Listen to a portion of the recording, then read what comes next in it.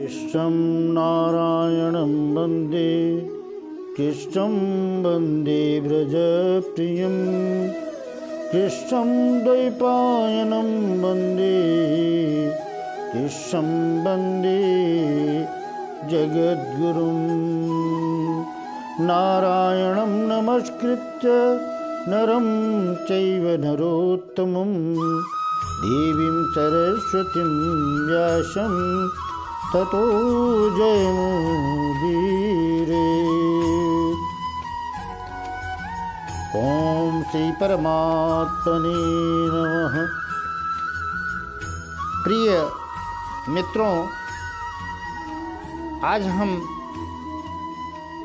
अपने कहानी के कार्यक्रम में पुनः उपस्थित हुआ हूँ। आज आप लोगों को मैं आज ऐसी कहानी बताने जा रहा हूँ जिसे सुनकर आप अपने जीवन में परिवर्तन कर पाएंगे, अपनी सोच को बदल पाएंगे और आपको एक नई ऊर्जा भी मिलेगी कि हमें संतान कैसी चाहिए और हमें संतान से, पुत्र से उम्मीद कैसी करनी चाहिए और उसके लिए क्या करना चाहिए। तो आइए देर न करते हुए हम कहानी में प्रवेश करते हैं। प्राचीन समय की बात है, एक गांव में एक सुयस नाम के ब्राह्मण रहा करते थे और उनकी एक पत्नी थी जो थोड़ा चंचल स्वभाव की थी,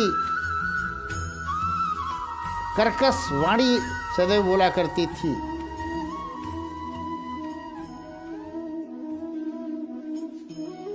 आसपास पड़ोस की बात तो ही छोड़ दीजिए, वह तो पंडित जी को भी खारी खोटी सुनाने से बाज नहीं रहती थी। परंतु पंडित जी बहुत ही सज्जन व्यक्ति थे, नित्य प्रति अपने धार्मिक कार्यों में लगे रहते थे। उनका जीवन धर्ममय तो था ही, आचरण भी धर्ममय था।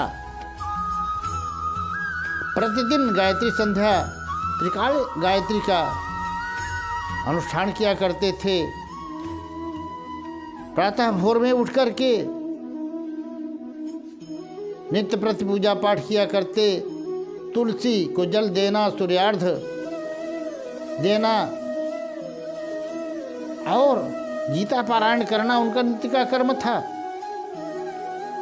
दिन बीतता जा रहा था, समय काफी हुआ और धीरे धीरे पंडित जी को एक दिन ये अनुभव हुआ, बैठे बैठे सोच रहे थे कि आजकल मेरे घर पे संत महात्मा क्यों नहीं आ रहे हैं, काफी दिन हो गया।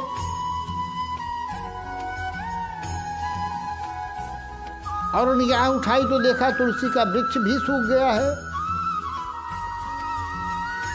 घर पे जो गाय है बांझ हो गई है। और पंडित जी शास्त्रों का अध्ययन करते थे, उन्हें समझते देर नहीं लगी कि इन सब का एकमात्र कारण है संतानहीनता। अब पंडित जी मन में विचार करने लगे कि जब तक पुत्र न प्राप्त करूं, मुझे इन समस्याओं का सामना करना ही पड़ेगा। और यदि मुझे पुत्र प्राप्त हो जाएगा तो बुढ़ापे में सहारा भी बनेगा और पिंडोदक क्रिया करके हमारा उद्धार भी कराएगा। अब ये चिंता उनको सताने लगी, पुत्र प्राप्ति कैसे हो।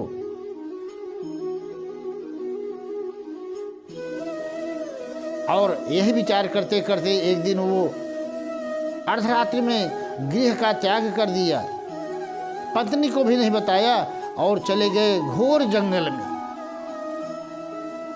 चलते चलते काफी समय व्यतीत हो गया। जंगल में वे बैठे थे, उन्हें एक सरोवर दिखाई दिया, उसके किनारे बैठ गए और बैठे बैठे उनके आंखों से आंसू झरने लगे। मन में विचार किया, यदि कोई व्यवस्था न बनी और मुझे पुत्र प्राप्त ऐसे होगा नहीं, तो मैं इसी सरोवर में कूद करके जान दे दूंगा, आत्महत्या कर लूंगा। और वहाँ तो गांव वालों की झिड़कियां भी सुननी पड़ती है, ताने सुनने पड़ते हैं कि देखो बाज आ रहा है, बाज का मुंह कौन देखे। संतानहीन माँ बाप की यही दशा होती है, समाज वाले भी चैन से जीने नहीं देते। ये सारी बातें पंडित जी को साल रही थी और वे उस सरोवर में कूद के आत्महत्या करने का विचार कर ही रहे थे कि पीछे से आवाज आ रही, बेटा सुनो क्या बात है। अब जब पलट करके इन्होंने देखा तो पीछे से एक दंडी स्वामी आ रहे थे और उन महात्मा जी को देखते ही इन्हें थोड़ी सांत्वना मिली। और जब महाराज जी सामने आ गए तो ये चरणों में लेट गए और रोने लगे। महाराज जी आप सक्षम हैं, भगवान के भक्त हैं और सिद्ध हैं, मुझे ऐसा कुछ वरदान दीजिए, ऐसी कृपा कीजिए कि मुझे पुत्र की प्राप्ति हो, ताकि मेरा वंश आगे बढ़ सके और वह बुढ़ापे में हमारी सेवा सत्कार करे और मेरा उद्धार हो जाए। महात्मा जी ने विवेकपूर्ण बातें समझाई कि देखो मनुष्य को सुख पुत्र पौत्र पत्नी घर मकान आदि से नहीं मिलता।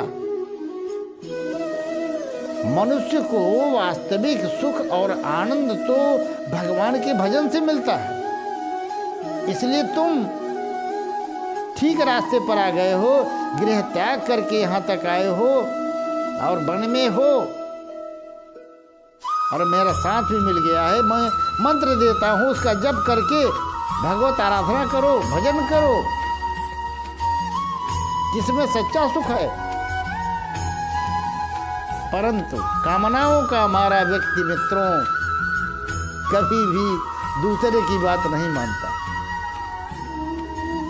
उन ब्राह्मण देवता ने जिद करके कहा, महात्मन आप तो मुझे पुत्र प्रदान कीजिए, वरना मैं आपके सामने इसी सरोवर में कूदकर आत्महत्या कर लूंगा। अब संत हृदय नवनीत समाना बड़ा दयालु संत थे। उन्होंने अपने झोली से एक फल निकाला और उन ब्राह्मण देवता को दिया कि जाइए इसे अपनी पत्नी को खिला दीजिएगा, आपको एक पुत्र की प्राप्ति होगी। और इतना कह के वे महात्मा जी वहां से चले गए। अब यह ब्राह्मण देवता खुशी खुशी घर आए और अपनी पत्नी को वह फल दे दिया कि देखो स्नान आदि करके शुद्ध होकर के इस फल को खा लेना, महात्मा जी ने दिया है तो हमें पुत्र रत्न की प्राप्ति होगी। तो हम दोनों जो गांव वालों का ताना सुनते हैं कि बाज का मुंह देख लिया कल्याण नहीं होगा, अनेक कष्ट सहने पड़ते हैं और पुत्रहीनता के कारण हमारा तुम्हारा पिंडोदिक क्रिया नहीं होगी तो उद्धार भी नहीं होगा, उससे मुक्ति मिल जाएगी, तुम यह फल अवश्य खाओ। पंडित जी कह के निश्चिंत हो गए और फल लेकर के उनकी पत्नी जो थोड़ा सा कर्कश एवं उद्दंड स्वभाव की थी, मन में विचार करने लगी, तर्क वितर्क करने लगी। हमारे आपके जीवन में हमारी जो बुद्धि है वही हमारी पत्नी है। तर्क वितर्क करके सत्कर्म और महात्मा का प्रसाद ग्रहण न करे, वह बुद्धि की सुगति कैसे हो सकती है? वह बुद्धि तो दुखी ही पाएगी। उसने तर्क वितर्क किया कि मैं इस फल को खाऊंगी तो मुझे अनेक कष्ट भोगने पड़ेंगे, पेट भारी हो जाएगा, अपनी सखी सहेलियों से मिलने कैसे जा पाऊंगी, और बिना बातचीत किए, अब बिना 10-20 सहेलियों से बातचीत किए मेरे पेट का पानी पचता नहीं। अपने मन में यही विचार कर रही है। ये विचार करके उसने फल रख दिया। अब दिमाग लगाया, अपनी बहन को अपने घर पे बुला लिया जो गर्भवती थी, और दोनों ने आपस में विचार करके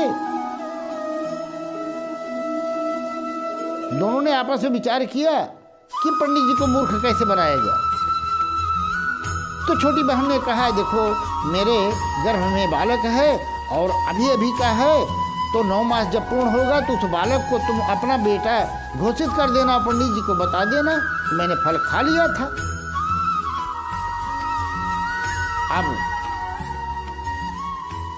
पंडित जी मान जाएंगे, और ये फल क्या क्या किया जाए। तो देखिए उस दुर्मति ने उस फल को द्वार पर जो बंधी हुई गौ माता थी उनको खिला दिया। कालांतर में 9 महीने बीत जाने के बाद गौ माता को भी एक पुत्र हुआ। पूरा शरीर मानव का, मनुष्य का, परंतु कान थे गौ जैसे ही। इसलिए मित्रों, गोकर्ण उनका नाम पड़ा। भागवत में भी गोकर्ण की कथा आती है। और वह बालक जो उसकी बहन का उसने लिया और अपने पति को बताया, मुझे पुत्र प्राप्त हुआ है।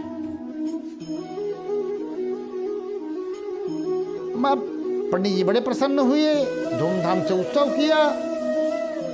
परंतु समय आने पर जैसे जैसे वह बालक बड़ा होता गया,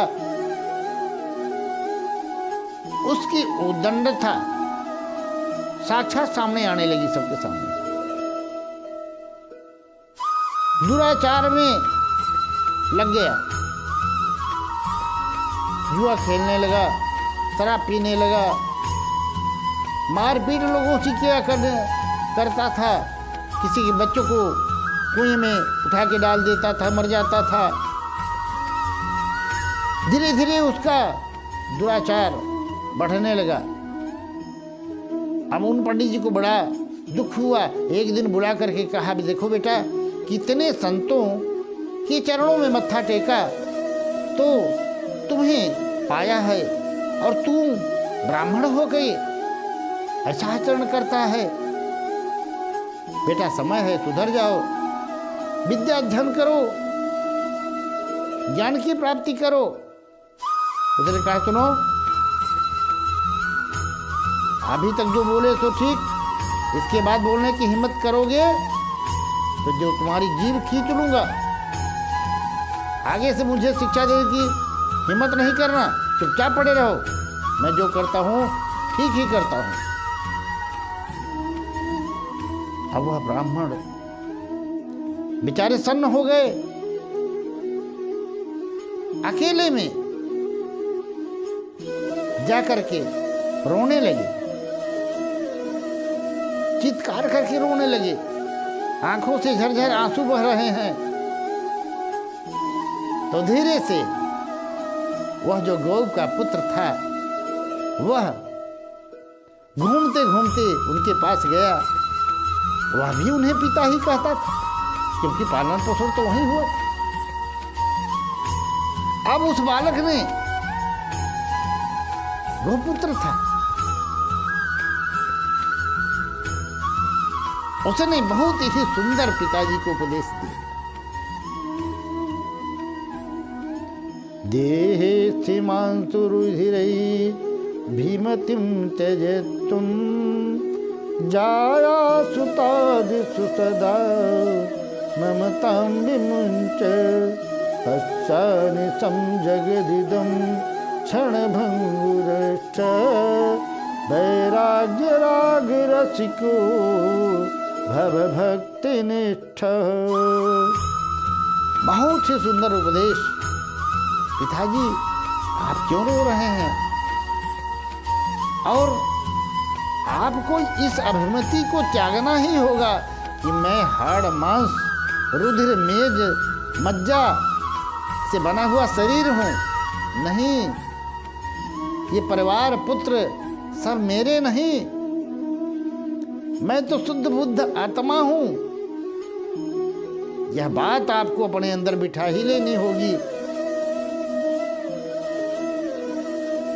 तो उस ब्राह्मण देवता ने कहा, बेटा क्या करूं?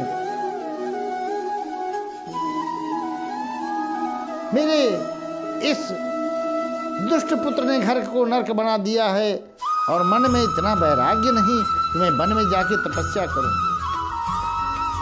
उस गोपुत्र ने मार्गदर्शन किया और ज्ञान दिया, जिससे उनकी विवेक जागृत हुआ, वन में चले गए, तपस्या की। उधर वह दुष्ट बालक एक दिन अपनी माता को मारते मारते इतना बेहाल कर दिया कि वह घर छोड़ के भागने लगी। रास्ते में कुआं पड़ा, उसमें गिर करके उसकी मौत हो गई। ब्राह्मण तो वन में चले गए तपस्या करने, और वह जो गोपुत्र था वह भी तपस्या करने निकल गया, तीर्थाटन के लिए निकल गया। इधर इसका अत्याचार बढ़ता गया, घर में वेश्याओं को लाकर रख दिया। एक दिन वेश्याओं ने जान लिया कि यह दुराचारी है, पकड़ा जाएगा, फांसी पर लटकाया जाएगा, राजा के सिपाही आएंगे, हमको भी पकड़ेंगे। उन्होंने मन में विचार किया और इसको रात्रि में सबने मिलकर के गला दबा करके मार डाला और स्वयं वहां से भाग गई। यह प्रेत हो गया और उसी घर में निवास करने लगा। तीर्थाटन से लौटने के बाद वह जो गोपुत्र था वह वापस आया, तो जब रात्रि में उस घर में विश्राम किया तो उस प्रेत से उनकी मुलाकात हुई। वह तपस्वी था, वह समझ गया, जान गया, यह तो मेरा सगा भाई ही है, वही दुष्ट भाई जिसके त्रास से पिताजी और माताजी काफी कष्ट पाए। और भगवत कृपा से उन्होंने भागवत कथा का आयोजन किया और उस प्रेत को सुनाया, और कथा को से सुन करके उस दुष्ट ब्राह्मण पुत्र की मुक्ति हुई भागवत कथा के द्वारा। मित्रों, इस कहानी का आशय यही है, हम सभी वही ब्राह्मण हैं और हमारी पत्नी जो है अगर धुंधली है, शुद्ध नहीं है, विवेक जागृत नहीं है, तो वह बुद्धि हमारी पत्नी ऐसे पुत्र को जन्म देगी जो हमें आजीवन दुख और कष्ट ही देगा। इसीलिए विवेक का आश्रय लेकर के हमें भगवान का भजन करना चाहिए, जिससे हमारा कल्याण होगा। राधे राधे, जय श्री कृष्ण।